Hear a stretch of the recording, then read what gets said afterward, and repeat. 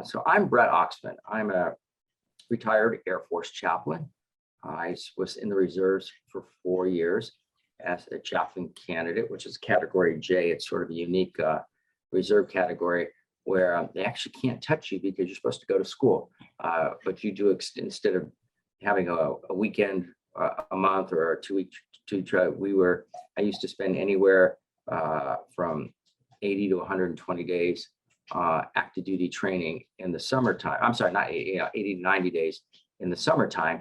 And part of that was called a chaplain candidate program. It was set up in order to help us pay for school. The implicit agreement was that you would join the reserves when you were done, or if you wanted to and were accepted, to go on to active duty, which is what I did. And so I spent the next 28 years after that on active duty. I've been retired now for, I guess, 8 years and a couple of months from the military. I don't know if I'll ever come across anything again that was as fulfilling to me and that I was as proud to do as my time spent in the military itself. Mark Saban knows me. Charlie gets on. I don't know if anybody else out there knows me. I guess subtlety would never have been considered one of my attributes. Starting out from as a chaplain candidate, I used to go out in the range and shoot with the cops, and someone got up and said, well, I didn't know chaplains were allowed to bear arms. And I said, well, I'm not a chaplain, so what's that got to do with me? And then when I got on to active duty, it was the same thing again. Well, I didn't think chaplains, chaplains go hunting. I didn't think chaplains could handle weapons when they're in uniform. And I said, like, do you see me wearing a shirt? It was like at Norton Air Force Base. It was hot. I said, I'm not in uniform. It's just like all those other yahoos that go down, and buy a pair of pants. So me, to say, I wasn't always known for following the most literal and strictest interpretation of the rules. But despite this, to the best of my knowledge, I only had 2 congressional complaints filed against me by name. Yes, for those that I had 2 congressionals, not just one. One was very early in my career, and one was maybe 2/3 of the way through when I was working on the Air Staff headquarters. Air Staff is the chief budget officer for the Air Force Chaplain Corps. Now, that's not to say that I didn't answer congressional inquiries on behalf of my bosses. I would be the ghostwriter, especially I was on the panel that General Roger Brady handled for the inquiries into the USAF Academy, the Air Force Academy, when they were being accused of religious discrimination and promoting Protestants, et cetera. I wrote a lot there that eventually made it, answers to congressional inquiries. I wound up in the Senate Armed Services Committee, accompanying General Brady in order to sort of give, whisper to him information so he could answer the questions. It happens that Senator Joe Lieberman was in the Senate at that time on that committee and was absent that day. And his colleagues thought it would be a lot of fun to take the Jewish guy and put him in Senator Lieberman's seat. So much for me helping out my boss, but I was sitting in front of in his seat. And despite all this, as I say, there were only 2 inquiries. The second one, I want to share them both with you tonight. The second one was religious bias and discrimination. As the Chaplain Corps budget officer, controller, comptroller, however you want to call it, one of the things my job was to portion out and allocate funds to the various bases that were coming out of the chief's office for their programs. And I was trying to think, what's the most equitable way to do this? And I kind of looked to see, well, what was the what religious programs did a given base have? And what was the size of the attendance and the support of that program? And I sort of apportioned it that way. As it turns out, a Roman Catholic priest assigned to Offutt Air Force Base felt that the chief's office had discriminated against the Roman Catholic program, therefore was discriminating against Roman Catholics because they received a much lower or smaller amount than did the Protestant program. And hence the congressional inquiry. And its inquiry, I always found seemed to me was a nice way for saying accusation. I couldn't say that then when I'm wearing a uniform, but now I'm just wearing a polo shirt, so I can say accusation. And no kidding, I was being accused of religious discrimination. And during the staffers fact-finding thing, you wanted to know, well, how did I do this? And I tried to explain, well, I kind of a proportion, a per capita type of apportionment for the funds that I was sending out. I said, by the way, you're just assuming that I'm Protestant, right? And he said, well, yeah. And I said, yeah, I know. Well, and so therefore, this is a case of the Protestant budget officer giving lots of extra money to the Protestants over the Catholics. And said, well, yeah. I said, well, guess what? I said, I'm an Orthodox Jew. I'm a Jewish chaplain. And I said, there are 3 programs that are offered at Air Force Base. There's a Protestant, there's a Catholic, and there's a Jewish. And I said, you know what? The Jewish attendance is minuscule compared to the Roman Catholic program or the Protestant program. So if anyone wants to say that I'm discriminating against them, it would be me discriminating against the Jews because they didn't get a third. They got like less than 1%. I said, does that make any sense to you that I would give the same amount of money for 1,500 people that I would give for 10? And so that's how I got out of the first congressional inquiry against me. The second one happened many, many, many years earlier. Actually, the year was 2004. For those that don't remember, 2004 was when Don't Ask, Don't Tell was put. It became the policy under President Clinton. So Don't Ask, Don't Tell was the policy. And I had 2 squadrons. I was at the basic military training base, Lackland Air Force Base. And I had 2 squadrons, what I would call a physically fit squadron. And then I had the folks that were in medical hold as well. And those were the squadrons that as a chaplain I was assigned to. I had already had a reputation at that base for the preceding 2 years because when I got there, it was just understood that Jewish airmen were going to be marched into Protestant or Catholic church for their first 2 weekends, the first 2 Sundays at basic training. Why? Because this is how it had always been. It was just easier to manage them that way until they learned the ropes. As I said, not particularly politically savvy or smart. I felt that was intolerable on, and I sort of kind of went to war with the BMT community. I had helping me an E9, Steve Nemro. May he rest in peace. Wonderful, wonderful man who was just absolutely tickled pink to have a young chaplain who was too ignorant to know you couldn't fight the system and to go after the system. So we did that. In fact, this is why I was hoping that Charlie Lewis would be on tonight because he would remember this.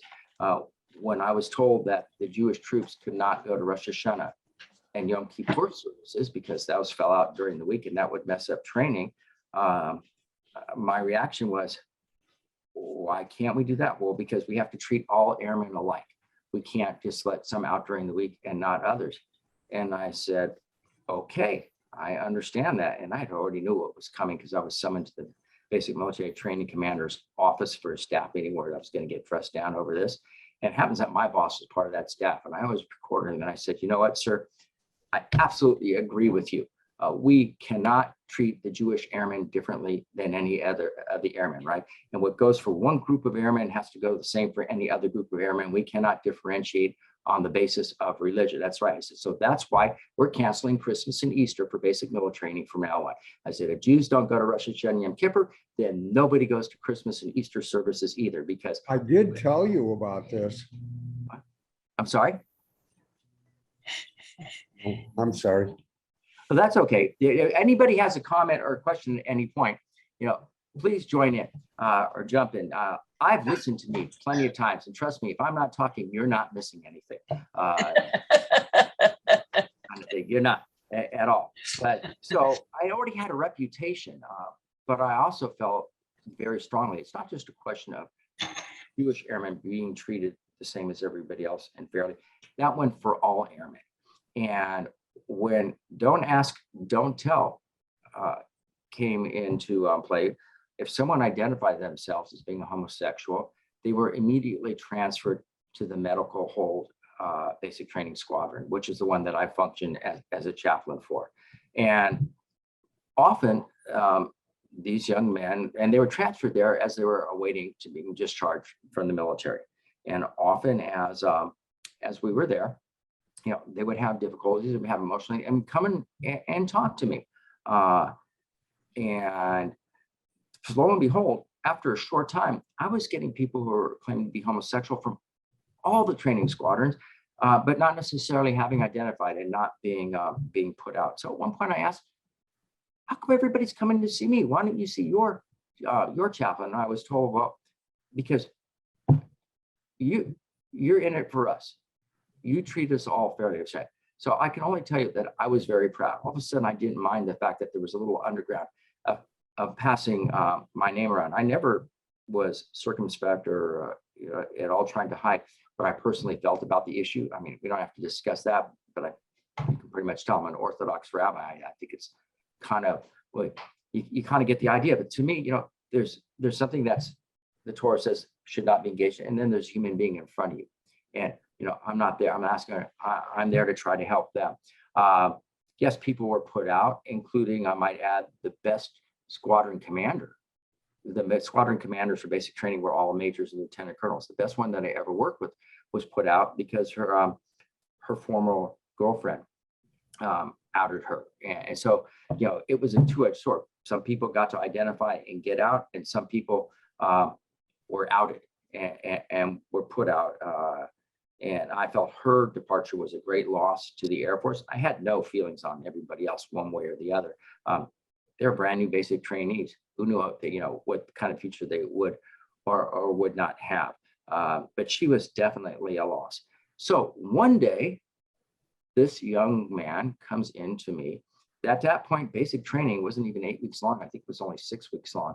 So, and he was like in week 5, and he just couldn't take it anymore. And he's coming in with the same initial complaints that everybody else has. What's that? My TI, which is drill sergeant for equivalent, my TI says that if I don't do it, they're going to rip my head off and take a dump. Well, they use the word dump. That's my word. A dump down my neck. And I would say, like, so, and if I don't get out of his way when he's charging at me, he's going to knock me over flat and then file assault charges. And I said, so let me get this straight.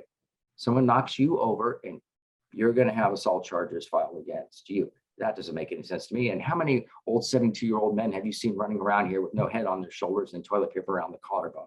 That was like my standard answer to people who had complaints. But this young man's complaint was completely different. What was his complaint? He was in week 5. He decided that was it. The Air Force was not for him. And he got transferred to the Med Hold. Why? Because he identified himself as being homosexual. Don't ask, don't tell. If you tell, you are processed out. He came to me. What was his problem? Well, he did that, and he only had a week of basic training left. But the medical hold squadron was so far behind in processing, he was going to be there for the next month to month and a half before they had transitioned him out, because it's going to take that long for his name to come up on top of the pile. And what am I going to do for him? And nothing. Sorry. Sorry. That led to the congressional, because next thing I know, his congressman, I guess the chief of staff, is on the phone asking switchboard for me by name. Why am I discriminating against a homosexual airman? I said, really? I said, no, that's not how it works. And I explained the medical hold proceeding. I said, so you're trying to tell me that just because a person is homosexual or identifies as homosexual, I can say, all right, just because they identify as homosexual, they're suddenly entitled to more privileges, and they are able to jump to the top of the line, and they get to go beyond everybody else who just happens to be a heterosexual? I said, that would be discrimination against heterosexuals. We don't discriminate here against anybody. Doesn't matter what your preferences are, and it certainly doesn't matter what your gender is, and it doesn't matter what your religion is. So that's how the congressional thing. But having said all that, and this is where maybe Mark will cringe, and a couple of other people who know me from the past, I happen to have been one of 2 people, I believe, in the United States, or at least the United States military chain of command, who in 1994 actually was in favor of the don't ask, don't tell policy. The other person being President Clinton. It was his initiative. And I'll tell you, my colleagues expected something different from me. Everybody knew I was Orthodox. Everybody knew I was uncompromising on religion. But they said, but how in the world could I be supporting the policy, don't ask, don't tell? So I'd like to pause here about me. At any point, if anybody has a comment or if anybody has a question or anything else, please feel free to interrupt. Say, I know they got these little things on the bottom now, reactions for Zoom. You can actually raise an electronic hand. I don't know if I'm going to see that or not. My eyesight isn't quite what it used to be, shall we say, and with all these screens up, I got little bitty pictures. But so just blurt it out. And instead, if you can turn to the source sheets that I sent out, if you got them, or you want to pull it up on your screen. For those who didn't print it out, we can, I will read the pertinent parts as well. I sent you the entire pages, but I will read you the pertinent parts.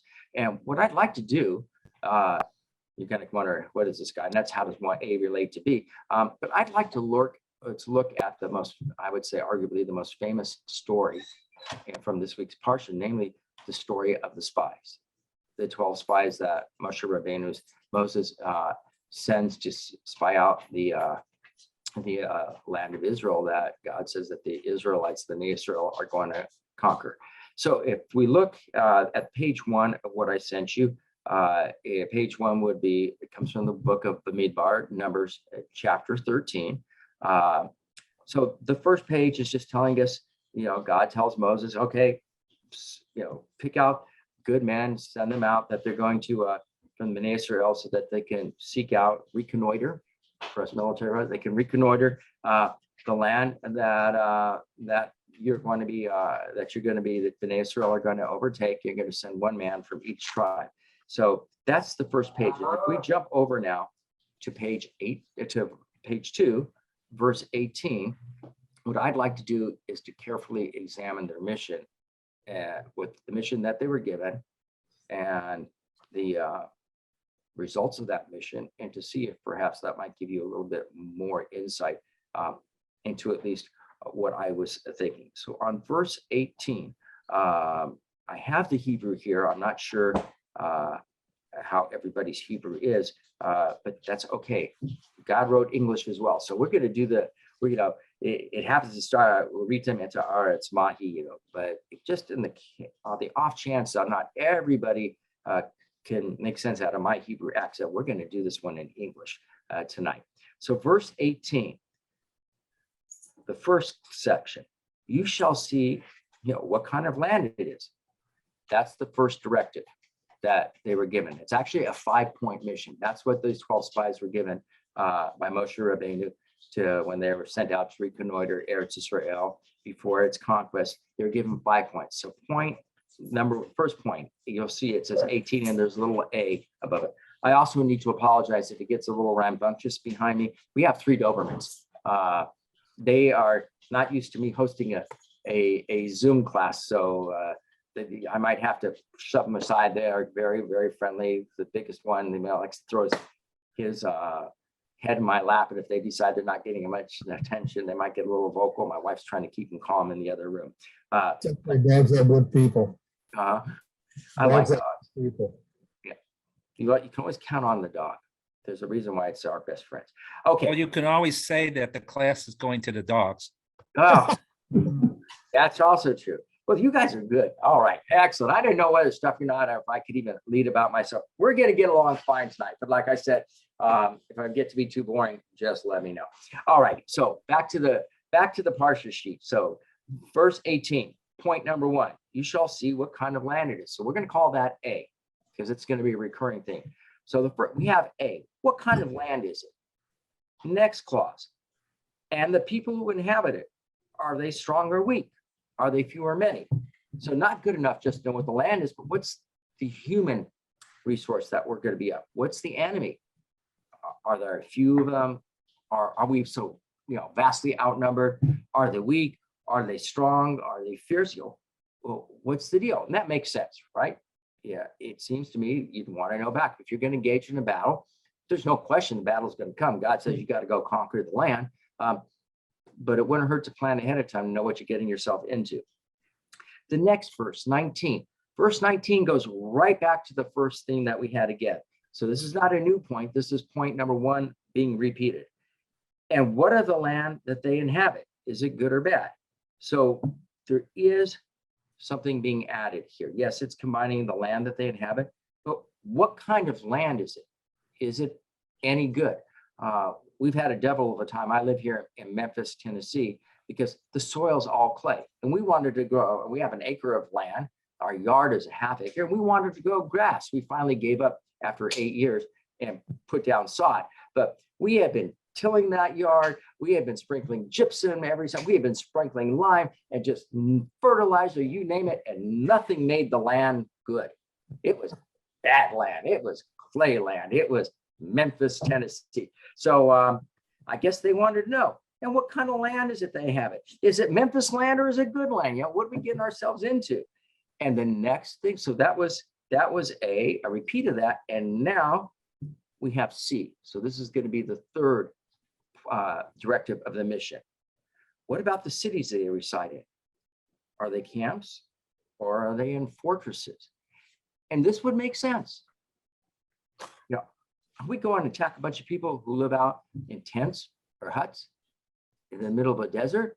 Or are we going against well-armed fortifications, you know, manned by strong people, either numerically strong, physically strong, technologically strong? You know, what are we getting ourselves into? What's the point of God asking this? What? Why is God asking this? Doesn't he know the answers? Well, I don't know necessarily if God's asking this, because this is apparent. These are the instructions that Moses is giving them. Oh, okay, I thought he got it from So God. God has given them. Moses wanted to know, should I send spies or not? They want spies. You know, you say, hey, we're going to do it. Right. You know, and God says, hey, if that's what they want, it's okay. So Moses is giving them a directive. Moses is, so I remember I was around when Senator Rumsfeld, I was working at the Pentagon at that, rather Secretary of Defense Rumsfeld, second time he was Secretary of Defense. I was way too young the first time. But second time, I was working in the Pentagon when the directive came that there's only one commander in chief. And that commander in chief is the president. Aside from that, everybody else is a commander or a combatant commander or some guy. You can be a commander, but we have only one commander in chief. So I guess we would have to say Moses was the commander, the military commander. God was the commander in chief. So this was the commander giving his subordinate commanders, because these weren't just schlocky people being picked. You know, the part that we skipped over, he was supposed to pick the outstanding leaders from each of the 12 tribes. So, you know, these were your heir apparents to the combatant commands, or you know, kind of, that's who he picked. And Moses gave him this mission. Okay, so we've had 3 points he gave them, you know, and now we're going back to the first point again in verse 20. So at the top of page 3. And what's the soil like? Is it fat or lean? So now we need to know what we had before. I sort of jumped the gun. The first thing, is it hilly terrain? Is it bedrock? Is it easy to traverse? Is it not easy to traverse? That's what the first one had to do vis-a-vis what kind of land it is. Are we going to have cover? Or are we going to be exposed? And then he asks about the soil. Now this is where I would have to say, you know, Oxman's yard with the horrible soil and the gypsum and the lime that led to it. Yeah, I don't even want to tell you, we had to put down 48 pallets of sod. Oh my goodness gracious. That's a lot of sod. And it's not even all working so much for the soil, but Baruch Hashem, Eretz Israel is a different matter altogether. So he goes back again to the land, which was the first point. And now we get the fourth point right after that. Are there trees in it or not? Interesting question about trees. You have lots of reasons for trees. Trees can be a source of shade. They could be a source of cover. They can be a source of resources for wood, building, etc. It can be burned for warmth. But what else do you get from trees? Weapons. What? Weapons. We can get weapons from trees. Any other ideas? What else can you get from trees? Lumber. Lumber. I think I mentioned that, but that's good if I probably mumbled it through. What else do we get from trees? Fruits. Food. Fruits, food, nuts, fruits. You get that. And that obviously, you know, are It's not like today in the US military, you have kosher MREs. They didn't have kosher MREs there.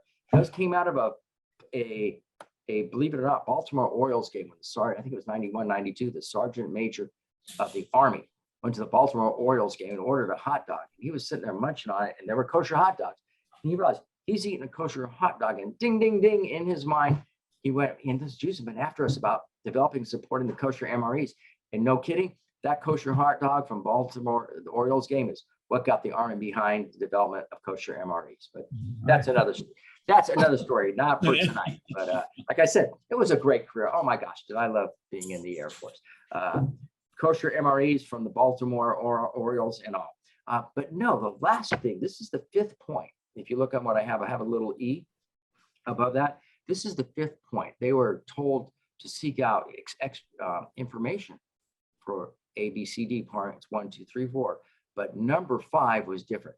Number 5 was take from the fruit of the land. And it was the season that grapes had began to ripen. And, you know, the famous picture illustration where you've got two people carrying the staff and the huge cluster, eshkol, the huge cluster of grapes hanging down.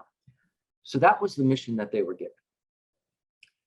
Let's jump down now near the bottom of that page to, if we look at it, let's say, and I'll just summarize it. So they went up, spies go, and they enter the land of Israel. And they're going to the up, they go up, they go to the south, they go to Hebron, they see the people there, they see that they're gigantic. They come to the valley of Eshkol, they cut this huge cluster of grapes, they carry it on a pole, they carry it back. In case you're wondering, it actually says in the Torah, they had to put it on a pole like this and carry it back. It's not like, you know, an artist that came up with that for an Israeli stamp in children's books. And they came back after 40 days. It was a 40-day mission. They came back and they went to, now on verse 26, and they went up to Moses and Aaron and the entire children of Israel and the Kadesh Desert and Paran. And what did they do? First, D and E. They brought back a report, remember, as far as the land goes, to the entire congregation, and they showed them the fruit of the land. So right here, they're reporting back about the trees like they were supposed to, and they're showing off the fruit of the land. Right there, they've already knocked out 2 of the 5-point mission. And then they turned to them and they said, now they address point A. We came to the land which you sent us, and it's flowing with milk and honey. And then again, and this is its fruit. They go back to that. So they're talking about the quality of the land. It's literally flowing. Everything grows there. It's wonderful. We can sustain ourselves even without kosher MREs after they were developed in the 90s after the sergeant major ate the kosher hot dog in the at the Baltimore Orioles game. You know, that land is great. It's got plenty to sustain us as far as fruit go. It's got trees, which we're going to use for all the things that we stated. And look at the size of this fruit. So they've already knocked out 3 of the 5 points of the mission. Now let's go to verse 28. Ephes ki azham. However, the people, and now we're addressing, remember, the people, that was point number 2. The people who inhabit the land are mighty, and the cities are extremely huge and fortified. That was number C, the 3rd point of the mission. You know, what are we getting into? A bunch of ragtag people living in huts or tents out in the middle of nowhere, or fortresses. And they're saying these cities are huge, they're fortified. And now they go back again to the people themselves, which was the 2nd one. And there we even saw the offspring of giants. So here's my question to you all. They were given how many points to do? 5. 5. And how many things, and what did they report back? 5. So what's the big deal? You know, where's the sin? Now, what happened after they said that, they were worried about these people being big, and Caleb, who was one of the 2 spies, Caleb and Joshua, didn't side with the group, and they said, but that's okay, it doesn't matter. Yeah, they got these cities, they got these fortresses, they're big people, there's no biggie, we can overcome it.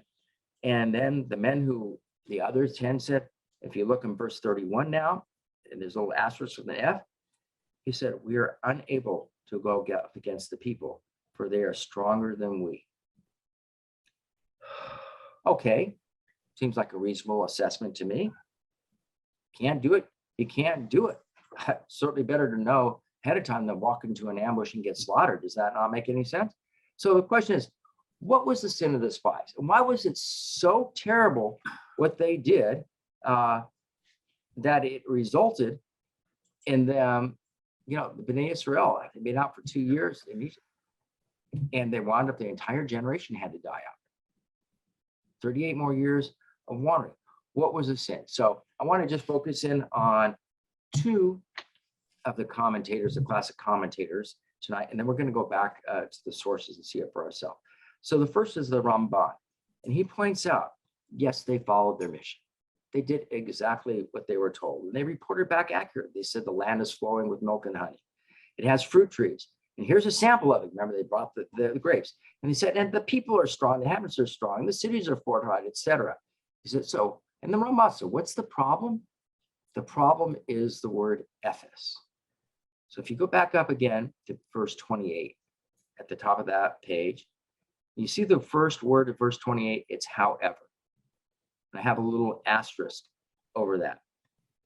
There's that however. He says, that is the entire problem. That word ephes, that word however. He said, because that's Lashon Hara,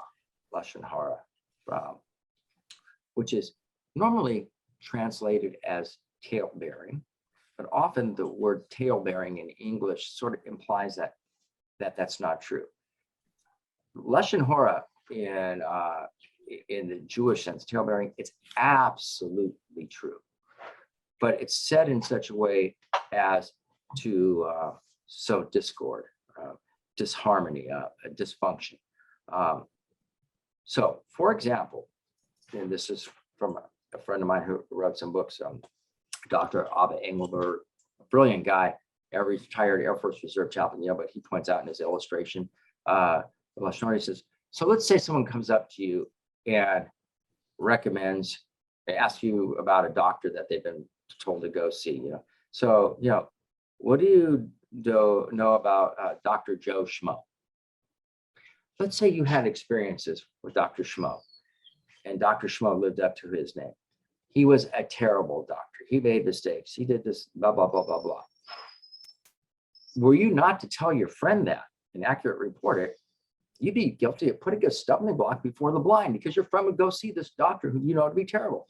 So of course it would be appropriate to tell that he's not a very good medical practitioner. But if you said, oh, that Dr. Schmo, well, not only are they bad medically, but he's never met a deodorant he likes. He absolutely reeks. And and would you really want to go to a doctor who has body? You understand the difference. One is reporting facts, the other is giving your opinion. Maybe it wasn't too long ago when nobody used a deodorant. So that would be an example of a truth versus speaking Lashon Hara. Lashon Hara, remember, is true, but you're doing it in order to incite a reaction. You're not factually doing it. You're doing it to create friction or discord. And the Ramban says the fact that when the spies are giving their report about the people themselves and about the cities and the inhabitants, when they say the word, however, the people in the land are mighty and the cities are extremely huge and fortified. And there we saw even the offspring of giants. He said, when they were using the word, however, it was in order to create doubt. It was in order to create discord and friction amongst Bnei Israel. Because remember, God had already told them, you're going to be successful. We're going to do this one together. And they'd seen God do all these, look at the plagues, all the miracles in Egypt. And yet, this is what they say.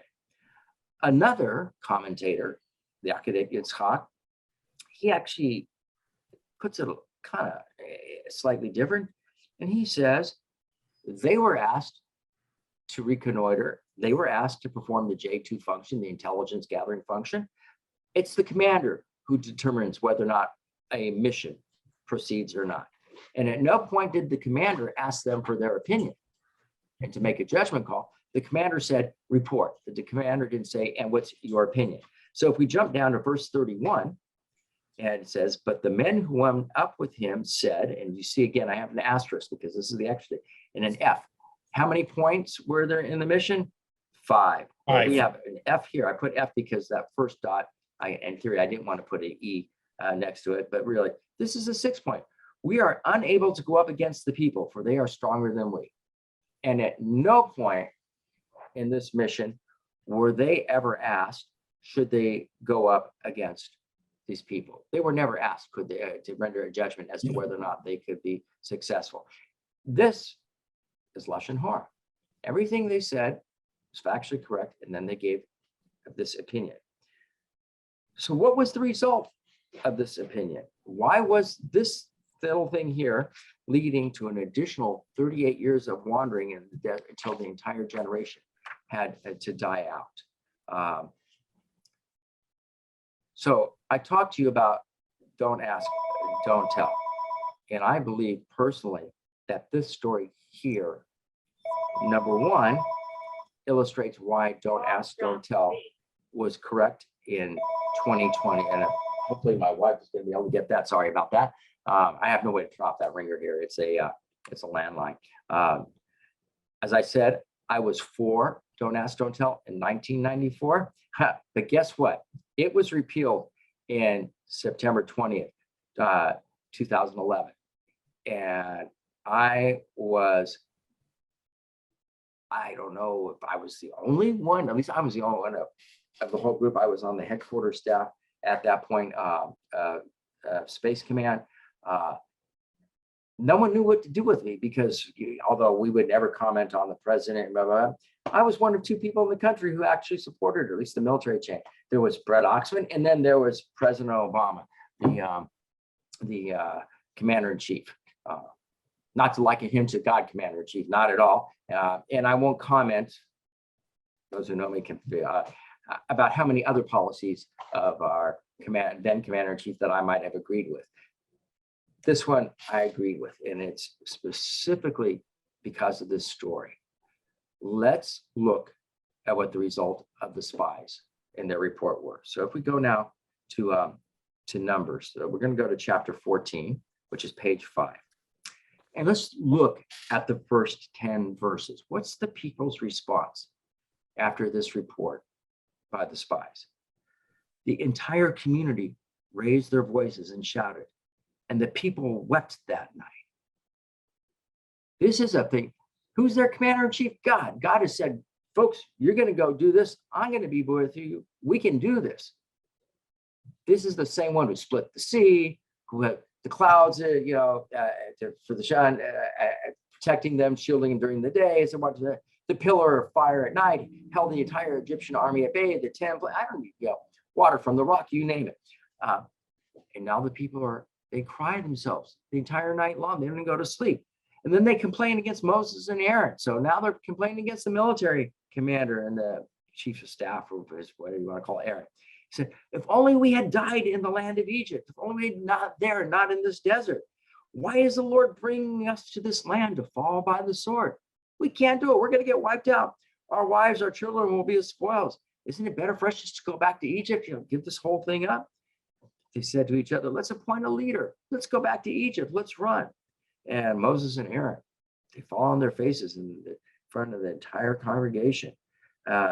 Joshua and Caleb, who had scouted out and said, folks, we're going to do this. God's on our side. They ripped their clothes in mourning. None of this is making any difference. They said, but the land that you sent us out, it's great land. It's flowing with milk and honey. Look at the food. We can do it. It's wonderful. Look what God is doing it. If God desires, the Lord desires us. I'm now on verse 8. He will bring us to this land. He will give it to us. It's a land flowing with milk and honey. Don't rebel against God. And don't fear for the people, just as for theirs our bread. Protection is removed from them, and the Lord is with us. Don't fear them. And we look at what's their response. Look at verse 10. The entire congregation threatened to pelt them with stones. But the glory of the Lord appeared to me to all children of Israel. And you know what? You can read the rest of the chapter on your own. It just didn't make any sense. It didn't make any difference, rather. The discord had been sown. It was just too late. These people who had been slaves, who had been freed, who had witnessed all this, they just couldn't take it. And that's why the decree was that that whole generation had to die in the desert. Early on in my career, I realized unit cohesion was essential, absolutely essential for a unit's success and for survival, for that matter. I got to basic training in 1992. What had just concluded, does anyone remember? The bust, wasn't it the big tech bubble? Desert Shield, and then Desert Storm. I had been in the Air Force for Cold War, wasn't quite the same thing, I'll trust you. Yeah, we had issues with the Iranians trying to blow us up at Ramstein, et cetera. But the combat role became very, very different, very real to me. And I truly understood what I had learned intellectually about the need for esprit de corps, about the need for unit cohesion when it comes to combat, because failure to have that, you lose lives. When I joined the military, it was not 2022, it was 1982. And there was no question in my mind, people grew up, and I'm not making a judgment call, maybe I am, but there was just no way that homosexuals openly serving in the ranks, and I say openly serving, would have done anything other than create discord and be detrimental to unit cohesion. I was absolutely convinced of that. At the same time, whether or not I approved or thought or agreed with or anything else, to who a person chose to share their bedroom with at night had no bearing on whether or not, in my mind, such a person could fly an airplane, could drop a bomb, could turn a wrench, could pull a trigger, or could do anything else. So to me, the key and essential element to that entire social engineering program that was starting at that time was, how is this going to affect the combat readiness of our troops? And in my mind, what you didn't know wouldn't hurt you. And henceforth, I was for don't ask, don't tell. Jump ahead, 2010, 2011, I'm the and because it may have ended in 2011, but we were already asked to giving, opinions and things of this nature back in 2010. And I was, talk about irony, I was the absent command chaplain for a year. So can you believe it? The Chief Air Force chaplain is running around Saudi Arabia and Iraq and Afghanistan and Kuwait and I don't know, Oman, Bahrain, you name it. I was there with my yarmulke, with my towels and tefillin in my handbag and my kosher food in the side. The first time I went to Saudi Arabia was back in the year 2000. And I remember, trying to get a visa and what was going to happen and would they find out I was Jewish. And I had my own plane. When I'd land in Saudi Arabia, there'd be all, 2 rows of troops of Saudis standing at attention, and they'd have some major to grab my bag and carry it when our guy came down. Completely different thing. And here I am running around with my yarmulke. Then you can't wear your cap on the flight because that's fraud, but this is religion. So that's a whole other story. So yeah, I was able to wear that. Actually had a little more hair there too. I was somewhat able to attach it so it wasn't going anywhere. Today, people ask me how I keep it on my head. I said, that's God's job, not mine. I got no hair, kind of thing. At that time, who cared about this whole issue of homosexuality or not? The old guys like me. And you know what? For the most part, I was one of 2 in the entire headquarters staff. The other was the vice commander. Whoever ran around anywhere, whoever hit the ground. All the rest of it is, a bunch of colonels and 1 stars and 2 stars. We all had our own places, all private rooms, kitchen, and this or that. When I would go TDY, which is usually about TDY from my main base to all the other bases and FOBs and things like marching around. I rarely shared a room with anybody or a tent. I was in Oman, so I got to share the commander's tent. So the 2 of us, he was an old friend when we were majors and doing issues of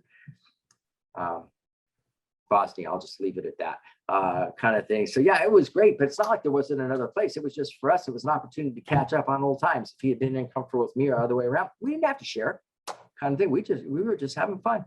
And I realized it was no longer detriment to unit cohesion. It was no longer something that would have any sort of adverse effect on combat readiness, because the reason we recruit young people to the military is not old people like me.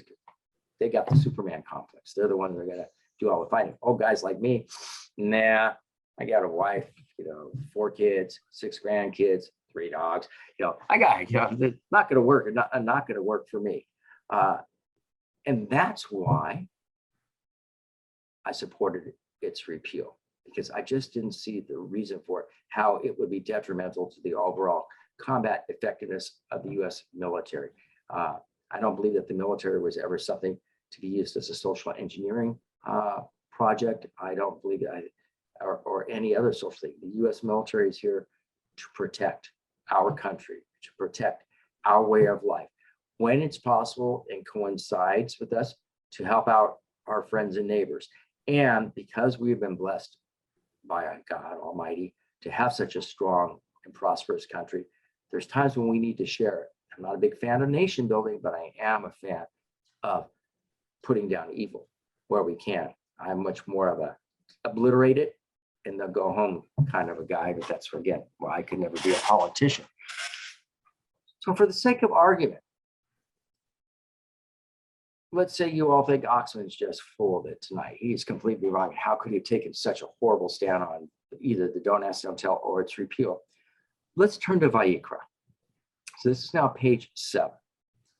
I've given you the whole thing. So this is the blessings. This is what happens when we listen to God. What happens when we follow the Torah? And go to the very last line, verse 6.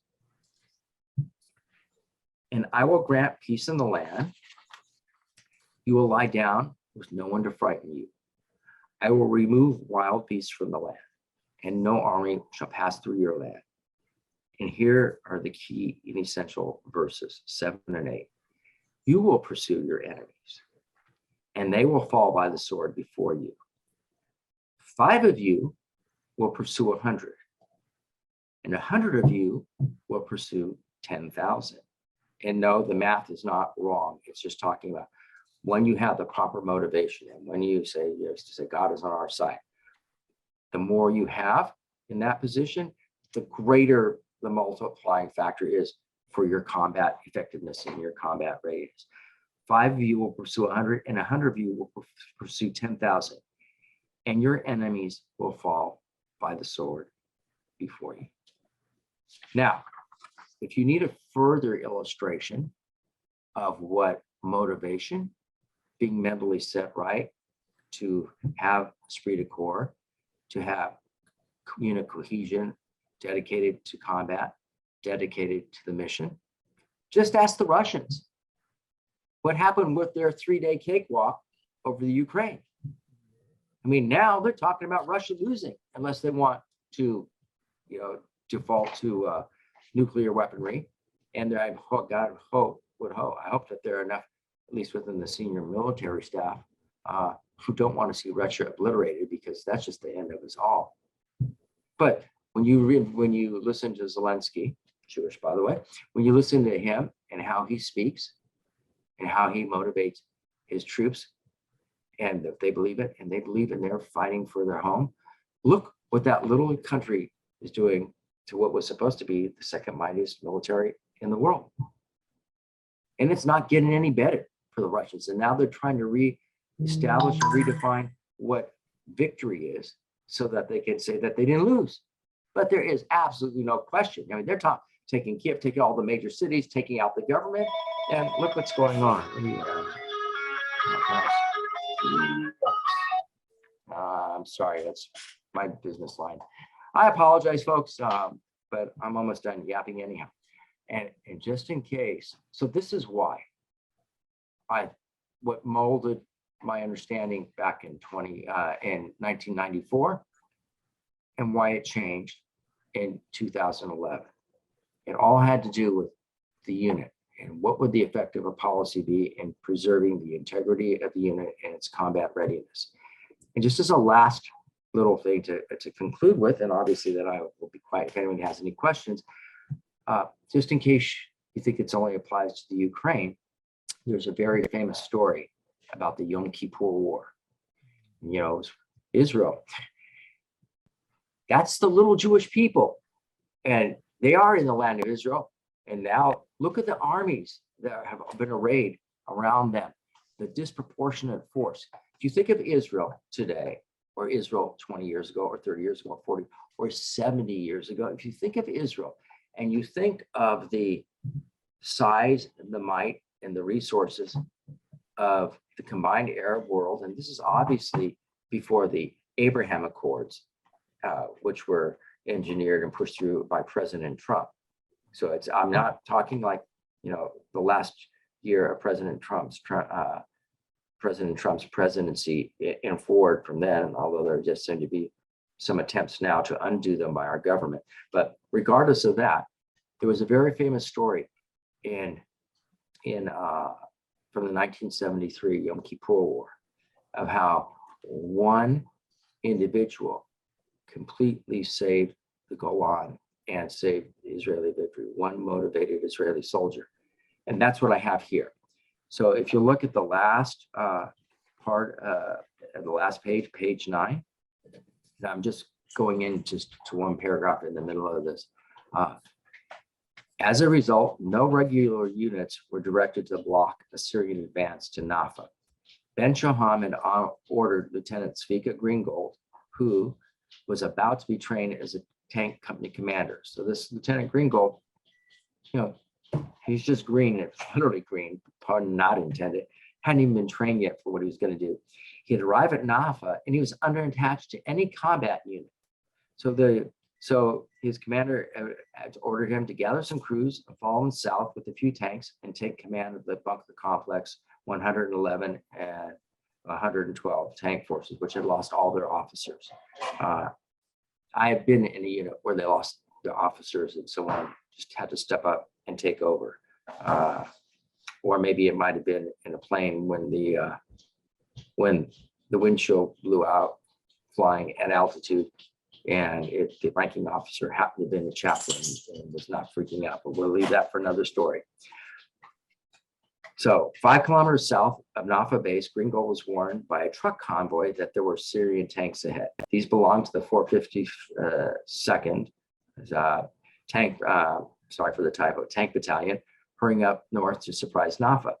Confronted at short range with the first group of 3 T-55s, Greengold Centurion destroyed them in quick succession. Okay, how many people again are with Greengold now? No one. Greengold. Remember, he's working his way down to the others. He's got a tank. So he destroys the first T-55s. He then moves parallel to the road and hits more advancing Syrian tanks in the flank, destroying them, another 10, until he approached Hushnia. From this, the commander of the 452nd Tank Brigade, Major Farouk Ismail, concluded that he had been ambushed by a strong Israeli tank unit. Remember what it said in Vayikra? 5 to 100, 100 to 10,000, remember? Is that not what we're reading about here? Greengold decided, this is crucial, not to reveal how precarious the Israeli situation was. In radio contact with his commander, he hid the fact that Force Zvika, remember his first name was Zvika, it's Lieutenant Zvika Greengold. Force Zvika consisted of only a single tank. That was motivation. That was dedication. Yep. Lieutenant Greengold had esprit de corps. He was willing to lay it all on the line. That's what we needed when we were to conquer Eretz Israel. And that's why after everything that had been done for the Bnei Israel, God realized that that generation just wasn't the generation to do it. It left it for Israel. It wasn't that the sin itself was so horrible that the only appropriate punishment would be for everybody to die, maybe for them to die. But the sin itself, the talebearing, the laying in the judgment that we can't do it, was so real. It had such horrible detrimental effect on the unit, the Bnei Israel, the generation that left Egypt. There was just no recovery from that. That's what guided my thinking back in 1994. There would be no recovery.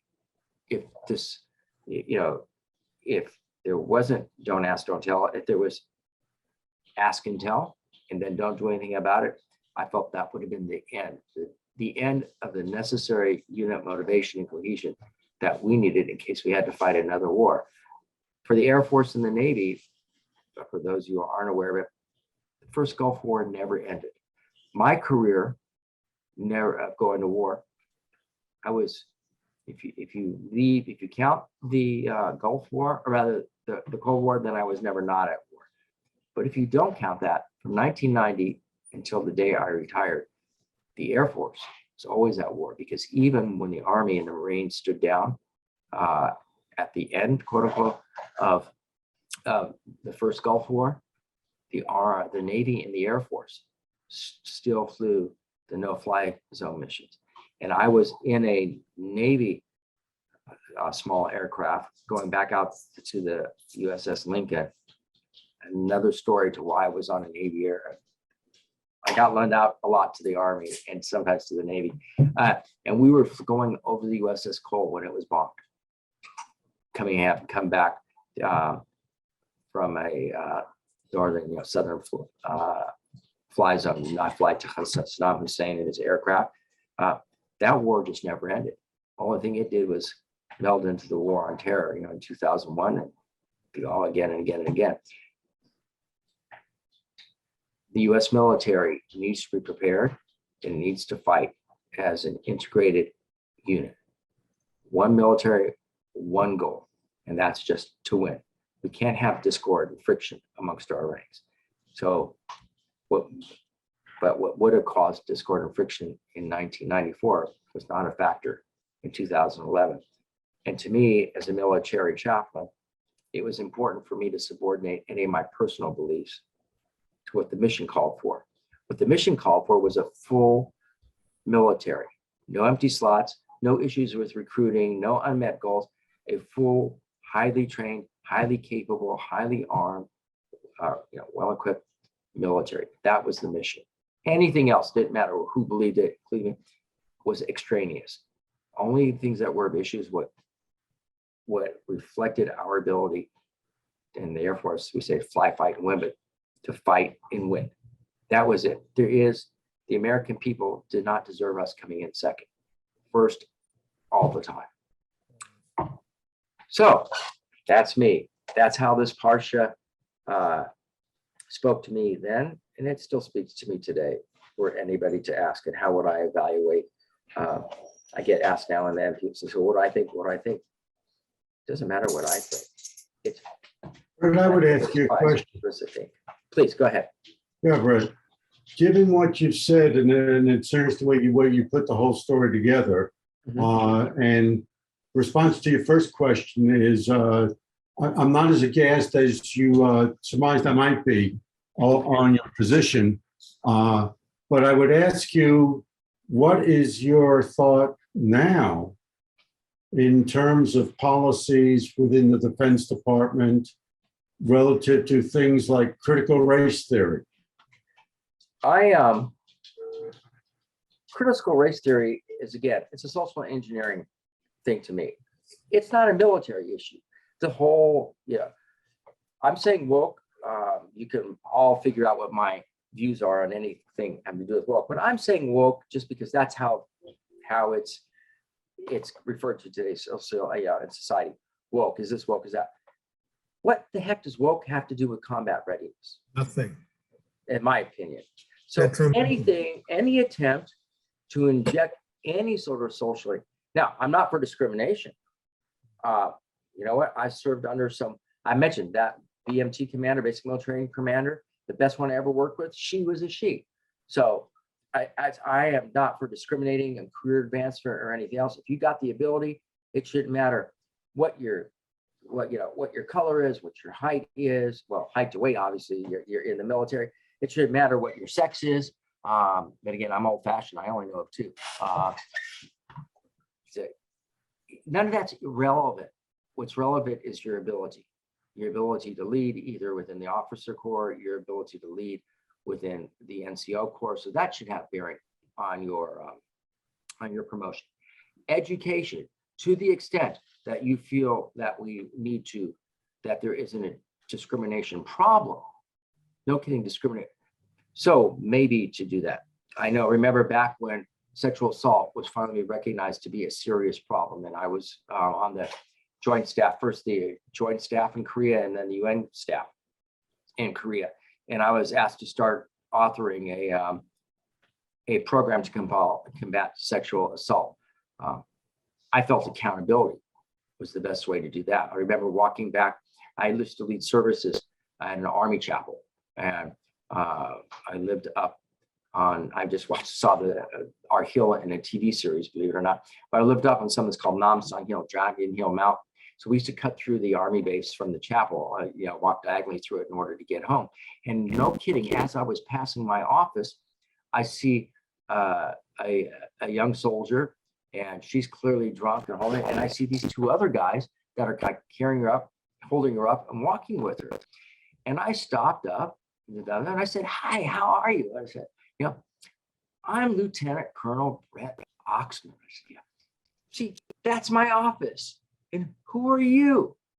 And they looked at me. I said, "I'd like to see your ID cards. Here's mine." And they looked at me, but what are they going to do? It didn't matter what they were. I was old enough. There was no way I had any fears that they were colonels. So, I said, "I want to see your ID cards."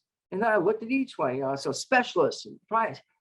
"I'm thrilled to meet you, and I want to thank you," I said, because now I know the names of the two gentlemen I have to thank for getting this obviously drunken soldier home tonight. My way of telling them, you're being held accountable. Nothing, I better not hear anything that went wrong with her. So yes, accountability. Now, I told you I wasn't exactly politically correct and didn't do things quite the way the politically correct military elite might have wanted me to. I got stories I could go on forever about that kind of stuff. So back to your question, I think it's a tough time. I don't think we should have critical race theory, woke, anything. What does any of that have to do with military effectiveness? Nothing. Regardless of the fact, reparations, I don't want to get sidetracked and all that because I can rant and rave, but that's not what we have here. However, I also look at what we have to recruit from today. Yeah. And the young men and women that we have to recruit from today were brought up in a different culture than when I joined. They were brought up in a different culture than my children, even because my children are twice their ages now. So I do believe that when addressing today's young recruits, we would be foolish not to keep in mind their orientation. I remember General Krulak and I were receiving awards together one night. He was the commandant of the Marine Corps. And he had, at that point, this was my, when I looked at the Joint Chiefs, my O and Ah was not the Air Force Chief of Staff. It was the commandant of the Marine Corps. And this is before I knew he was Jewish or anything else, because at a testimony from the, they stood up, he basically stood up the president when the president talked about integrating basic training. He couldn't have men training separately from women, and some of the services were looking like they were going to have joint combined training. Krulak got up and said, "Heck no."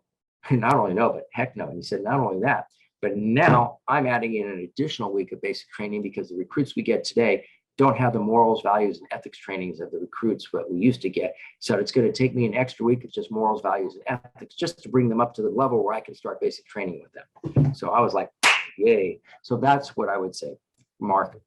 CRT or anything else for that matter, the pronoun stuff, you shouldn't have to carry around an entire cheat sheet, crib sheet, or dictionary to figure out how to say here, speak to somebody. I mean, that's just nothing to do with the military. That's social engineering. And I think there are plenty of people in America who can just agree or disagree with what's correct to be social engineering. Having said all that, like what General Krulak said, the recruits of today are not the recruits of yesteryear. And I do think that we have to be sensitive to that and figure out how to relate to and how to bring them up so that we can bring them to the level of being the efficient combat fighting force that America deserves. Any other questions? I have a question in regards of, to start with the parsha and the quoting that you're doing from Moshe. If Moshe was the commanding officer, and Hashem was, the supreme commander, Yes. how come Moshe did not, as the commanding officer, intercede to know that the questions that were being addressed and what was being said was a lack of respect and a lack of understanding by the troops, so that he didn't, educate them correctly by saying, and what did you learn from the past? Have you learned nothing to even question things? And then in regard to what you're saying now about the new generation not being the same anymore, don't you need a commanding officer that could speak to that change? That because young recruits and everything, they all have to be molded because they don't have frame of mind for the military and stuff. So they need to be educated, and their way of thinking needs to be altered somewhat. So actually sounds to me like a lot of questions. If I could try to answer some of them. So let's go back to Moshe Rabbeinu. He does intercede, as you see later on. I mean, God wants to wipe them all out. God says, how long are they gonna, how long are they gonna be at this way? I'm gonna strike them down. And Moses says, but you brought them out of Egypt. You can't do this now. You can't strike them down. So he's got to come down. The commander, Caleb and Yoshua have already tried to get the people to see reason. They've already made the claim, hey, God, God is on our side. But I think that, I'm not going to go into all the before. I mean, quite honestly, I'm not an expert in each and every one, how they did, but I think there is one very telling thing. Who was the commander, the ground commander, who ultimately led the Bnei Israel into Egypt, into Eretz Israel? It wasn't Moses. Moshe Rabbeinu didn't lead them. He was out in the desert, the rebels. He's Yehoshua, the same one here, who tried to rally the troops, tried to motivate them and say, hey, God is on our side. As far as the troops of today, I'm not willing to give up on the American people. And I'm not willing to give up on the young people. I could say we might have a particularly difficult generation to deal with. I think that we, might see some changes in the not too distant future. One thing about America, every 2 years, there's a potential sea change or wave. And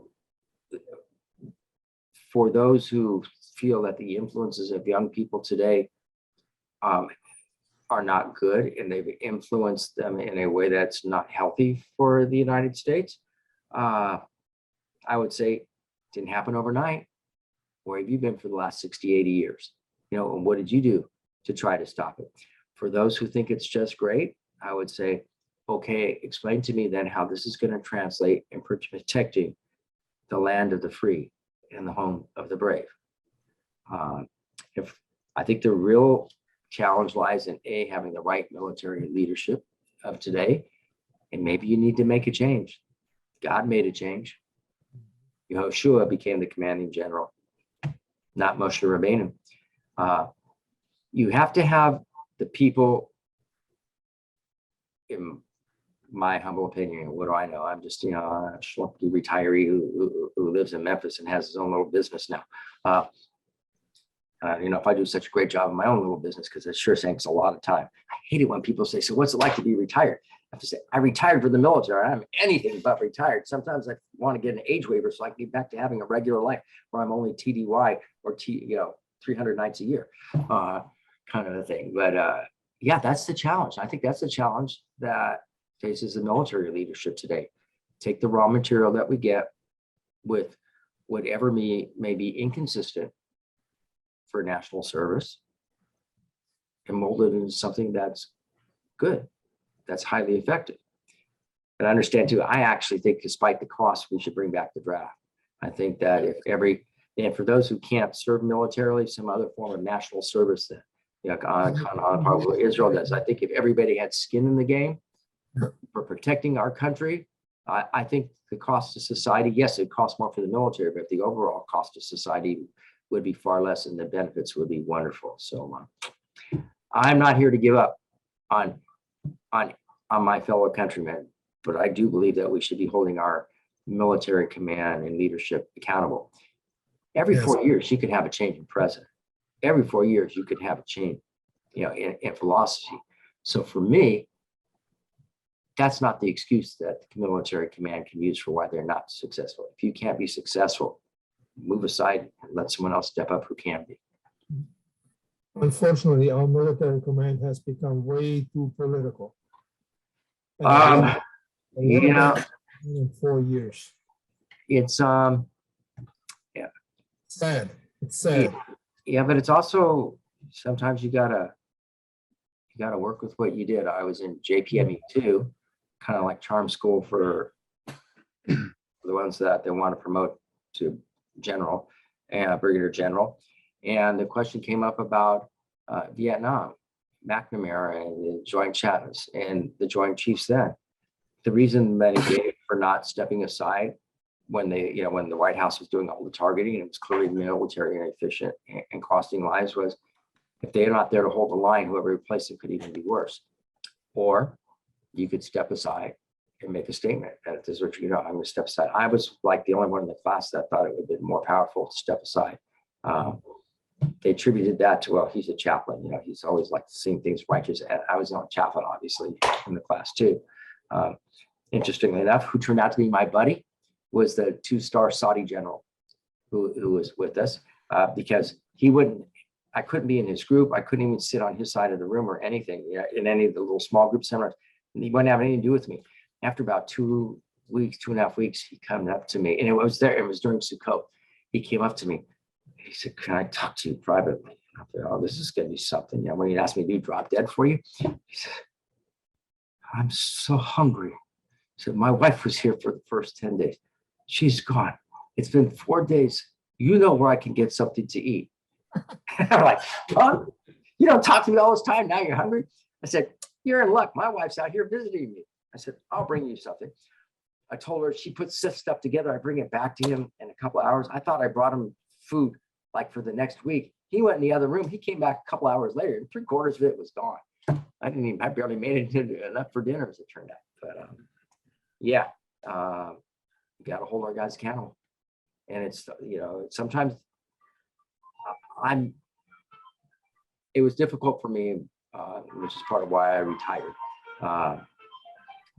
You know, everybody's got to, at some point, if you're in a senior position, address the fact, what happens when the wind blows the wrong way politically? What are you going to do? You know, I can't tell you. A close friend of mine recently retired a few years ago as the vice chairman. What can I say? I know his political views and I know the civilian leadership's political views, and I know for sure they didn't always align. Rabbi, I'd like to ask you a question with you as a rabbi rather than a military chaplain, because I don't think you can escape that. I see a parallel in Judaism with what happened with years ago with "Don't Ask, Don't Tell." Are you concerned about what's happening in Judaism with an attempt to be inclusive for everybody? I mean, the reform and the conservative movements now allow rabbis to be gay, and it's the same thing. Don't ask, don't tell. And I think the Orthodox movement is going to have to confront this too. How do you feel about it? Are you concerned, or are we going to get through it okay? There's even a bigger problem than that, and I will address your problem. I'm smiling because, well, we don't even have a common definition anymore of who's Jewish. So is there a Jewish people? You know, when I was a kid, if you were Reform, if you were Orthodox, if you were conservative, there was a mutual acceptance you were Jewish by one group to the other. Because of the changes that have come about pulling to the left, and therefore the backlash or the whiplash to the right, it's so far, oh, I can't, my screen isn't that big. It's so far apart today, there isn't even a common definition anymore of who's Jewish. So I don't know how to answer when you talk about, you know, we the Jewish people. If I can slide back just a little bit into the rabbi, but military rabbi part. I was the last chaplain to be endorsed to the U.S. military by what was then the Jewish Welfare Board. The Jewish Welfare Board, to the best of my knowledge, was the only functioning body that consisted of Orthodox, conservative, and Reform rabbis, all sitting around the same table and, you know, as peers. And for the sake of military chaplaincy, the differences have been pushed aside.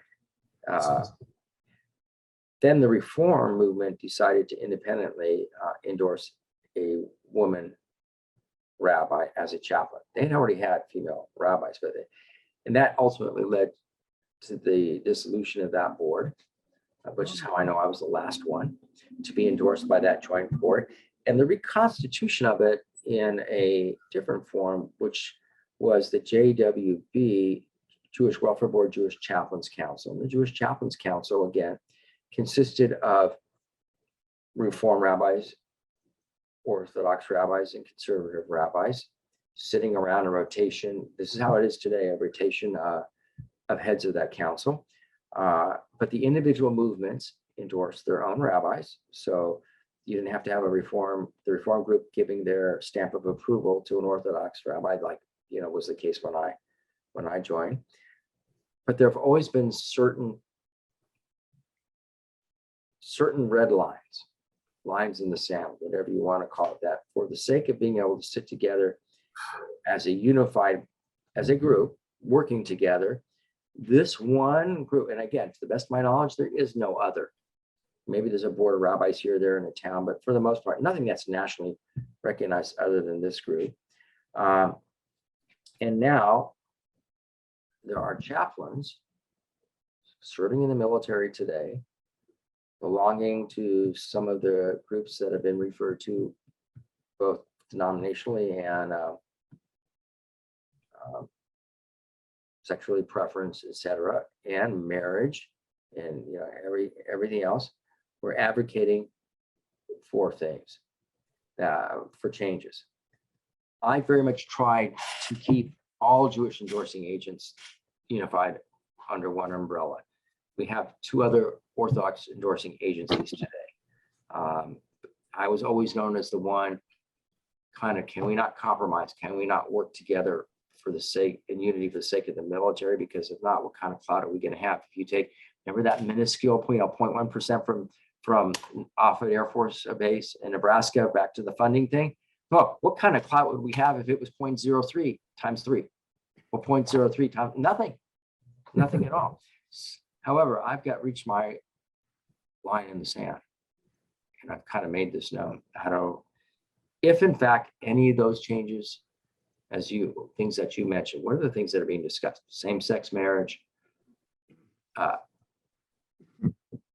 intermarriage, not intermarriage of military members, intermarriage of chaplains marrying chaplains of other faiths.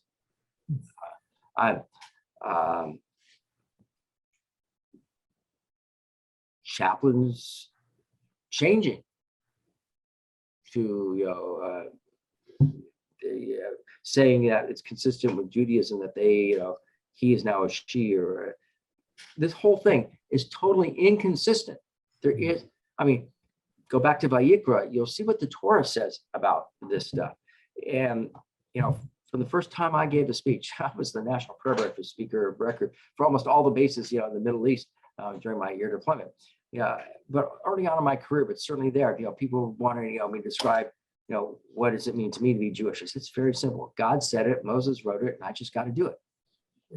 Are there things that I may wish were a little bit different? Maybe it made life a little bit easier for me? Of course. But you know what? It doesn't matter what Brett Oxman thinks. God said it, Moses wrote it, and I've just got to do it.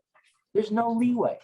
So it's one thing. Individuals are all going to choose their level of observance and to what fidelity they want to adhere to Brett's little jingle. But when it comes to official policy, like you said, when it comes to being a leader in leadership, I got my lines in the sand. And so you asked me as a rabbi, it just happens that, as a rabbi, clear. God said it, Moses wrote it, I just got to do it. But as a military rabbi, because I still have I dabble in it a little bit when I am asked. Maybe they'll say, great, it's a good way to get rid of Oxman. We'll just cross his red lines and we're done. I hope not, but if they will, I'm gone. No one died and made me king for the day that I get to impose my will. But I certainly have control over what I do and what I lend my support to. And if I have even a modicum of credibility from a previous career, which was so wonderful, I feel I have a responsibility to shepherd it and to make sure that it's used for the good and not for the bad. This has been a long time. This question, following up on what you just said. Sure.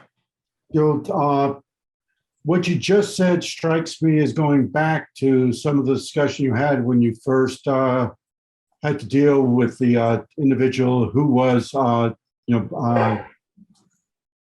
somewhere within the LGBTQ alphabet. And you said that didn't matter. And you take the question of the squadron commander, it didn't matter. It was their competency that mattered. Correct.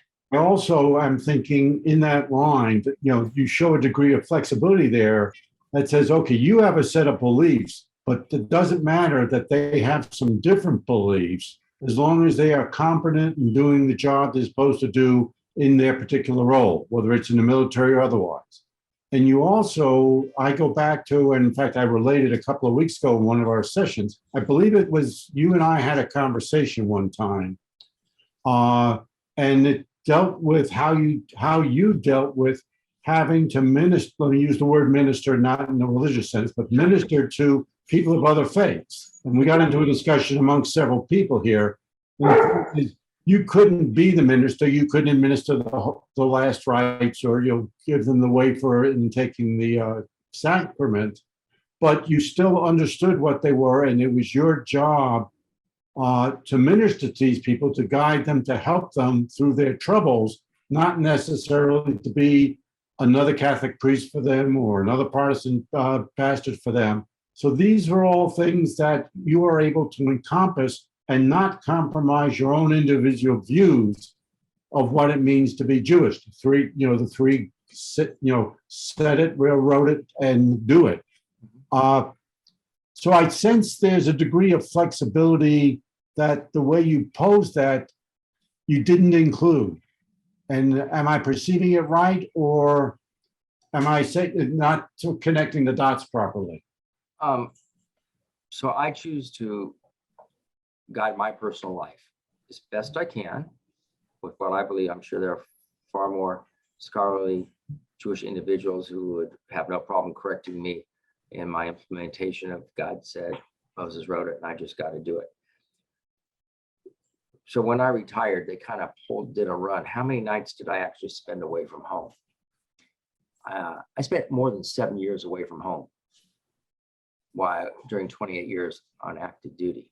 And a lot of them were in places where it wasn't really beneficial to be Jewish. When I was in Afghanistan, the people there had other folks' will imposed upon them, and other people's theology or philosophical views imposed upon them. It was no different in Saudi Arabia. So a little less, but not absent in Bahrain and in Qatar. In Kuwait, they do nice window dressing. They're just as bad as the Saudis. Iraq, the same thing again. I don't believe that I have that right or anybody has the right. I have the right to my view. I don't think you can legislate morality. I think you can, you should, our job is to inspire people, let them read them, inspire someone to lead a moral and ethical life. But I don't think you can impose and you can legislate morality. So I don't know if you want to call it flexibility, inconsistency, hypocrisy on my part. I just am who I am. I have, I believe, a clear belief of what's right and wrong. And I would love that everybody, the whole world would agree with me. If the whole world did, I have this delusion that we might even have peace. But nevertheless, I don't think that it's my right or anybody else's right to force that on. We're human beings. We are free. And part of that, God gave us that gift. God gave us the ability to choose. And part of that is to make the wrong choice. Yeah, there are consequences to making wrong choices. Just read the Torah. I think, look at society.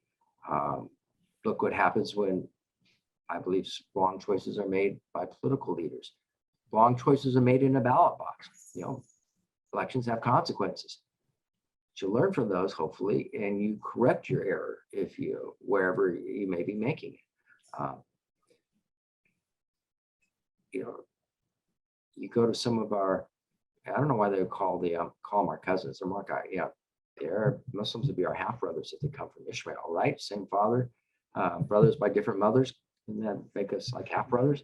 So they'd be like, there's no shortage of ability of imposing one will or one ideology there. There was no, Pol Pot had no problem with that. Russia still seems to be struggling with that. That's just not the right way to do it, even if you have the right answer. Human beings are created to be free. We have free mind. We have choice. I think it's whether it was back to the thing about with education, CRT. If you believe that you are right, inspire people to see it your way. Lead them. Don't force them. I train my dogs to be submit to my will. I don't expect that of another human being. Did that answer your question, Mark? Pretty much. All right. Well, look, it's about 8 o'clock. I had no idea we'd be going on this long. I thank you all for sticking it out and staying awake even for that. That's fascinating, Rabbi. Fascinating. Well, thank you. So, by the way, to thank you, the name you don't remember, Martin Maisler, this is like one of my oldest and dearest friends from even when I grew up. He's a Navy vet. Went to the same shul together. His brother and I taught Sunday school together at the local shul. So I figured I could invite him in as my guest. He's Jewish. He's a vet, and he's visiting the Oxmans for a couple of weeks. So here you go. So he's that black seat is actually him sitting in our other room with his laptop zooming in just like everybody else. So you all have That was your room. God. I remember the TVs. Mhm. Yeah. The TV monitors. Yeah. And if you if you happen to be in shul this weekend or you hear the parsha and you get to this part, maybe this gives you something to think about that you wouldn't normally have thought, or at least an application. I will say this, like including about the Torah. I happen to believe that it is timeless and that there's, regardless of what it is. No, I do not believe that Moshe Rabbeinu was up there I can't on Har connect to the Sinai Wi-Fi. and said, oh, by the You way, might God, check the connection settings in the Google Home app. Sorry. well, okay, I don't think that Moshe Rabbeinu said, oh, by the way, God, what are we going to do in 1994? When the president wants to implement don't ask, don't tell. I don't think that was actually a question asked, but it doesn't need to be asked because I think the answers are there if we just study and we know. And hopefully you'll understand how I came to my conclusion.